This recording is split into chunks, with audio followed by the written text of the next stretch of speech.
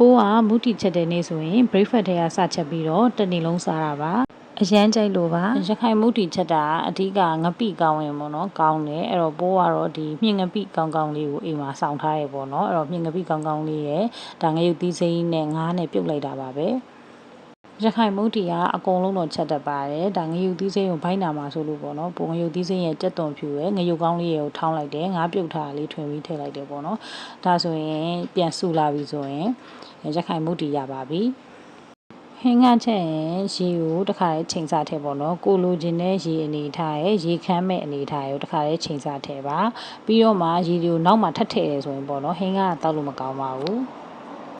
ဘိုးကမူတီဆိုင်အကျော်ထည့်စားတာလည်းမကြိုက်ဘူးငဖဲဆိုလဲကြော်ပြီးတော့ထည့်စားတာမကြိုက်ဘူးပေါ့နော်အဲဒါကြောင့်ငါးပြုတ်ထဲကတခါငဖဲကိုထည့်ပြုတ်လိုက်တယ်အဲ့တော့ဟင်းရည်ရဲ့အရသာတွေငဖဲမှာဝင်ပြီးတော့နော်ငဖဲလေးကမမထုတ်ထုတ်လေးနဲ့အရန်စားလို့ကောင်းပါတယ်အဓိကပိုးစီနဲ့ကြော်တာတိတ်မစားလို့ပါပိုးချက်တဲ့မုတ်တီကိုစားဖို့တဲ့လူတိုင်းကအရန်ကြိုက်ကြတယ်အဲ့တော့လိုက်ချက်စားကြည့်ပါရှင်